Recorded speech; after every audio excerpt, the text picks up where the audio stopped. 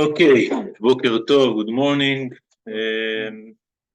Last time we already learned the last chapter in Sefer Yehoshua, chapter 24, and we asked some question and we answer in some way. Now I want to present two other explanations to this last chapter. I just mentioned that these chapters look in the beginning very similar to the former chapter. In the both chapters, Yehoshua is saying his last words to Am Israel. He gathered everybody in one place and gave them like his lesson, his messages before he died. That's the idea, to tell him the last messages.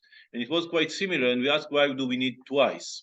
We also noticed that it may be, and some say that it's this last chapter wasn't in the chronological order. I mean, it should have been much earlier, or at least a bit earlier, not after the former chapter. It looks like he had other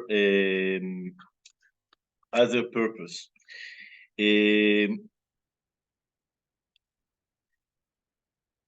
Some other questions that we ask about, for example, why is it in Shechem and not in Shiloh? Shiloh was a place where the Mishkan was. So why he was gathering them in Shiloh? Another point that was interesting was that Yehoshua describes the history of Am Israel. First of all, he starts very early, start before Avraham Avinu, in the father of Avraham Avinu, Terach, Avi Avraham ve'Avi Nachor. So why to start so early? What is the idea of all the history? And then when he goes through the events of the history, he doesn't say anything about Ma'amad al-Sinai, the giving of the Torah in Sinai. He describes the Yetziat Mitzrayim, and then the lives in the desert, and the wars in the land of Israel, but he doesn't say any word about Ma'amad al-Sinai, right? The giving of the Torah in Har Sinai. So why that he skip that? And another point that's interesting, even though Ma'amad Sinai itself is not mentioned, it does remind us in some points, something's like hinting for that, making some allusion to Ma'amad Sinai. For example, the first verse, it says, "Vayityatzvu lifnei Elohim." They stood before, they presented themselves before God, and the Torah uses almost the same word when it speaks about Ma'amad Sinai. It says, "Vayityatzvu betachtit ha'ar." It uses the same words. And also Am Israel, when he accepts the condition of Yehoshua, they saying similar words to Naaseh v'nishma. We will do and we will hear. Almost the same words Am Israel uses. So we have a hints to Ma'amad al-Sinai, but not Ma'amad al-Sinai itself. Also there is some stone, that there is a stone that is a witness. The stone is a witness. It's similar to the Shnei Luchot HaBrit, the two tablets, right? It looks similar to that. So again, there are things that remind us Ma'amad Sinai, but Ma'amad al-Sinai itself doesn't appear. And then maybe the last point that we mentioned last time was that the offer that Yehoshua makes to Am Israel, it looks a little bit strange. He tells them, do you really want to continue the covenant with Hashem, or do you choose to leave Hashem? Like he gave them the option, the opportunity to decide, you know what, we don't want to be anymore Am Israel. We don't want to be anymore the nation of Hashem. We can go to work other gods. So we ask if it was really a serious offer. Am Israel could, in this moment, choose to abandon all this way, and you know what? We want to be like any other nation, even though they answer the right answers. They know we want to continue with the Torah, with Hashem, but did they really have the option to decide we don't want that? We said that it was like a rhetoric question, but it's not very, it doesn't look like that in the verses. The verses looks like Yehoshua really offered them, you know what, you can now choose to abandon everything and go to other way, and me and my family, we are going to continue in the way of Hashem. So it looks like a real option, and he tried to convince them. He told them, you cannot support the anger of Hashem. You won't be able to make the Hashem will. So it looks like he's trying to convince them not to continue being the nation of HaKadosh Baruch Hu. So last time we spoke about these points more or less. Now I want to offer two other explanation to this chapter. First explanation, it's a very original, interesting explanation, but I don't agree with it. But first of all, I want to present it. It's I think the first one who offered this option, this explanation, is Rav Yoel bin Nun. He's a very famous teacher for Tanakh, rabbi of Tanakh in Israel. He has very original explanation of many things. So he explained in the following way. It says, if you remember, we learned Parashat Lech Lecha, that Avraham received the order to go back to the land of Israel. To go to the land of Israel. Lech Lecha Me'artzecha, to the land of Israel. Did he go alone? It says no. He took with him Lot and his wife, and then it says all the nefesh, kol hanefesh asher asu becharan, all the souls that they did in Haran. What does it mean that Avraham took with him the souls that he did in Haran? How a person can make souls, right? And the answer, the famous answer of Rashi, even though there are other explanations, was that that Avraham, when he lived in Haran, he could convince many people to join his faith. Rambam uses the phrase alafim verevavot, thousands and tens of thousands of people that were, and it's called Beit Avraham, the house of Avraham. There are other hints for that. For example, in the parasha, also parasha of Lech Lecha, 2 weeks ago, we read that Avraham Avinu went to the war with the kings, right? No, last week, not 2 weeks ago. No, 2 weeks ago. Anyway, he went to the war with the kings, and he went with 318 people. Who were these 318 people? Kol Anshei Beit Avraham, like the people of the house of Avraham.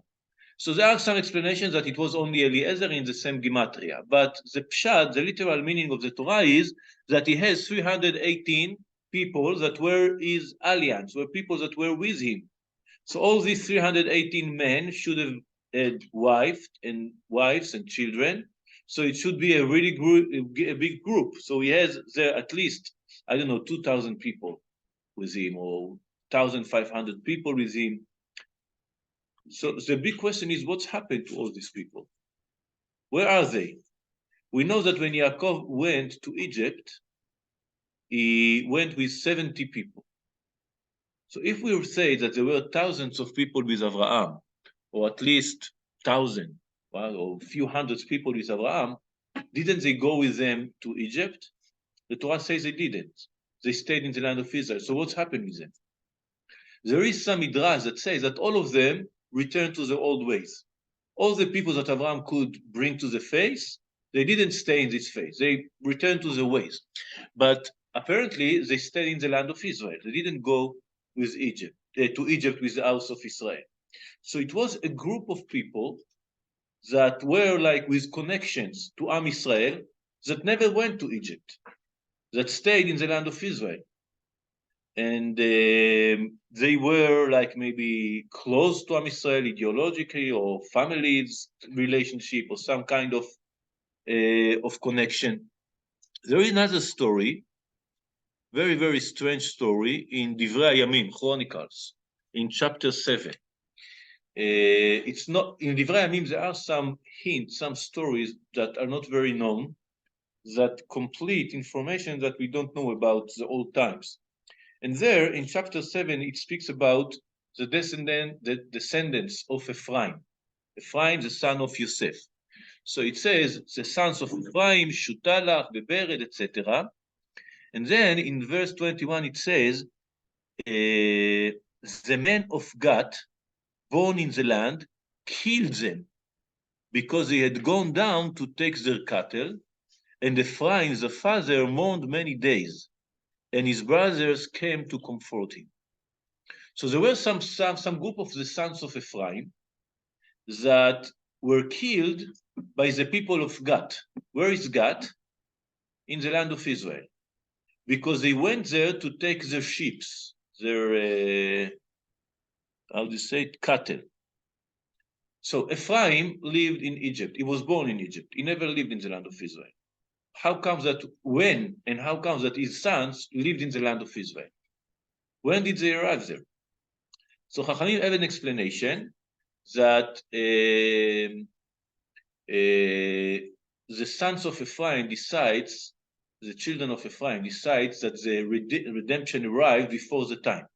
And they went to the land of Israel alone, and they were killed by the people of the land of Israel. This is one explanation. But according to that, it was many, many years after Ephraim was already dead. And it says here that Ephraim is the father mourned for them. So maybe he knew that in prophecy or something like that. Other explanation is that a group of Am Israel that lived in Egypt decided to go to the land of Israel in the times of Yosef. So there was a group of Jews in the land of Israel during the old history. Even when Am Israel was in Egypt and there were slaves, etc., there were some groups of the sons of Ephraim that arrived to the land of Israel. Maybe they were all killed, and maybe not. What we are trying to say is that there was a group of Am Israel, or at least people related to Am Israel, that lived in the land of Israel during all the time that Am Israel was in Egypt and in the desert and all this time. These people was around Shechem mainly. The main part that they lived in was around Shechem. So when Am Israel arrived to the land of Israel, they had some, how do you say, the fifth army? You know what? What? Fifth column. Fifth column, like the one who are infiltrated in the other side. I mean, they had some aliens inside the land of Israel, some people that were connected with them, and they were around Shechem. That can explain something very interesting. If you remember, all the wars that we saw in this book, and all the places that Am Israel took in this book, it doesn't mention Shechem. Why? Shechem was a big city, big important city. Why don't we read about any war about Shechem? In the list of the cities, the 31 kings, in the places that are mentioned, never Shechem is mentioned. So how is it possible that Shechem weren't against Am Israel? We can imagine, or we can assume, that Shechem actually had a group of people that were the house of Abraham, the people that Abraham converted, and they were still there, and they were helping Am Israel. That can explain another thing, that the question that we asked, if you remember many, many classes ago, it says that Yehoshua arrived after Yericho and Ai, they made the covenant in Ar Grizim and Ar Eval. Ar Grizim and Ar Eval, it was the bracha and the klala, the curse and the blessing. Where are Ar Grizim and Ar Eval? It's near Shechem. And again, we ask then, how could they arrive there? Aren't there armies around this place? Isn't the enemy lives there in Shechem? So how is it possible? So that's the explanation of Yoel Bin Nun. He said there was a group of people related, connected to Am Israel, that were like the fifth column, right? That was inside the land of Israel and were had connection with Am Israel. Now the question is, did they participate in Ma'amad Har Sinai, in the covenant in Har Sinai with Hashem? No, they were in the land of Israel. May it be the sons of Ephraim or the house of Abraham. They weren't part of accepting the Torah of Naaseh v'Nishma. More than that, they didn't have all the culture and all the traditions and all the revelations that was in Har Sinai and during the desert, the time in the desert and Egypt. So they had other religions. Then they have other gods and idols, etc. So Yehoshua was afraid that if Am Israel go and mix with them, because they were our alliance, they were part of Am Israel, they are going to be influenced by them. So what we are reading in this chapter, are actually, according to that, is a big conversion event. The conversion of all these people. All these people, Yehoshua told them, do you want to join Am Israel? It was a real question, because it wasn't asked to Am Israel. It was asked to these people, right? So these people ask them, do you want to join? Are you sure? It's going to be very hard. You're going to be punished if you're not following the Torah, etc. They had the real choice to say, no, we prefer to stay out of that. Okay, and they choose to join Am Israel. That also explained, it says that, let's see some of the verses that we read last time.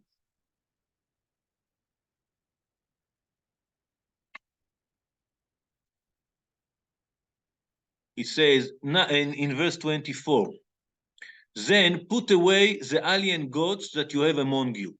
And we ask, really, Am Israel had among them alien gods? We read that Am Israel during the whole life of Yehoshua followed Hashem, followed the way of the Torah. So what alien gods are there inside Am Israel? But if it's not Am Israel, it's this group of people, it's more understandable, right? So it says they put away the alien gods that you have among you and direct your hearts to Hashem, the God of Israel, and then they told to Yehoshua, in the eternal our God, whom we will serve and whom we will obey. Meaning that in this moment, they did the same process that Am Israel did in Har Sinai, in Mount Sinai. They accepted the Torah the same way. But according to that, this didn't work for the long term. Because we will learn in Sefer Shoftim, I will remind you that Sefer Shoftim, that there was a people of Shechem that had problems with Am Israel. So meaning that this mix, this integration didn't work very well. So we will see that in Sefer Shoftim, Bezrat Hashem. But like I said before, I don't like this explanation. First of all, it looks to me a very, very important information to be hid like that. I mean, who would guess that this is with the people of Shechem from Avraham Avinu that stayed? I mean, it's original, but it's not written. Also, many of the phrases here, it looks like Yehoshua speaks to Am Israel. He speaks about their fathers, their talking about I took you out of Egypt. I led you in the desert. So it looks like he speaks with Am Israel. So he said, Rav Yoel Ben Nun said he spoke to both of them. But okay, so like I said before, and also it looks to me like this shouldn't be the last chapter of Sefer Yehoshua. Usually you would expect the last chapter like to resume everything or to do something very important of the end of the days of Yehoshua. Here is this pact, this covenant with this group of people that weren't really part of Am Israel, etc. It's looked to me like marginal, like not the main issues that should end Sefer Yehoshua. And again, maybe the hardest question: why to hide all this information? Why to write that in that way that it's so hard to understand and you couldn't be mistaken in saying no, it's Am Israel, it's a new covenant. Anyway, it's an interesting explanation, and it's a real question: what's happened to all the people of the house of Abraham? Did they really just integrated in the zone and became like the Canaanitas? They didn't have any special relationship with Am Israel. So this is one way to see this chapter. The second way to see this chapter, I think, it's the right way, and this is the right explanation, that we do have here a new covenant with Hashem. And I want to remind you that, like we said last time, there were several moments when Am Israel did covenant with Hashem. The first one was when they went out for Egypt. The second, I mean, in the moment of Har Sinai, under Mount Sinai. The second time was after 40 years in the desert, but what we read in Parashat Nitzavim. Atem Nitzavim Hayom Kulechem. It's also mentioned the same word, Nitzavim. And there was another covenant in the times of Ezra Sofer, Ezra and Nehemiah, in the beginning of the second temple. And there were several more during the history that we won't mention now. That means that the covenant, even though eternal, should be renewed from time to time. These agreements, you know that there is like a custom to do a second wedding, to renew the vows. Right, so it's not a Jewish thing, but it has something interesting in that. I mean, yeah, we are committed, we are 25 years or 50 years together, so we are going to continue with Hashem until the end of our life, but let's renew it, let's strengthen this connection. Sometimes you need to renew it. So we can see that there were some failures. Am Israel failed in Shittim, in the other side of the Yarden, and they failed in the times of Ezra. They were married with non-Jews, etc. And then there is a need to renew the connections with Hashem. Here, it's a little bit different from that. Even though we can say that it's one of the moments of the times where it was needed to make a new covenant, or to renew the old covenant, but here it doesn't appear after some kind of a sin. It's not after a long time after. It's not a long time after the former time. It's only 14 years after the former time. It's not like every 14 years you are doing a new vow, right? It's once in generations. So why here it should be again? So for that we have two answers. And the first answer is that it should be in the land of Israel, it's different. Am Israel accepted the Torah in the desert. The desert, the conditions was very specific. There was man from the sky, there was water from the well, they lived like in a spiritual environment with Moshe Rabbeinu as a teacher, without having to work, without having to do anything. It was unnatural way of living. So they accepted the Torah in that conditions, but in the land of Israel is different. Also, we know that in the land of Israel, the Torah has other level. A Jew that make a mitzvah here in Edmonton or outside the land of Israel, and the same Jew that makes the same mitzvah with the same kavanot, with the same thinking, and the same level, I don't know, in the land of Israel, it's not the same. The power of the mitzvah in the land of Israel is much bigger. It's much more influent. It has much more influence. So the Torah in the land of Israel has other dimension. It needs a renewed covenant because it's like a new Torah. The Torah received like other dimension, other level, and that's the reason we need a new covenant to accept that from the beginning. That also the reason, for example, that Radak wrote why it was in Shechem. Again, if you remember from the two parashot ago, what was the first place that Abraham arrived to the land of Israel? It was near Shechem. It says that near Shechem was the first place that Abraham Avinu arrived in the land of Israel. So it's like the first connection. Shechem is also one of the three places that were bought with money in the land of Israel, like we mentioned last time. One is Hebron, Ma'arat HaMachpelah. The second is, in the times of David, Kerem Aravna Yebusi, which is Yerushalayim, the Mount, Temple Mount, and the third is Shechem. So it's one of the places that the connection of Am Israel with the land of Israel is stronger. So this is the right place to do the new covenant, the new agreement with Hashem. It should be in the land of Israel. It should be in Shechem. So this is maybe the explanation why it was needed to do a new covenant in this moment. And the other explanation is the following. When Am Israel received the Torah in Mount Sinai, the verse says, "Vayityatzvu betachtit ha'ar." We mentioned that this verse. They present themselves in under the mountain. Chachamim said about that. What does it mean under the mountain? That Hashem took the mountain above them and told them, if you receive the Torah, if you accept the Torah, okay, and if no, I'm going to throw this mountain on you and you are going to die there. Okay, so I don't think it's literally. What it means that in some way, Hashem obligated Am Yisrael to receive the Torah. The acceptance of the Torah wasn't in a free will, in some meaning. So here's the question, what does it mean that he obligated them? Really, it was like the mountain above them? Maybe.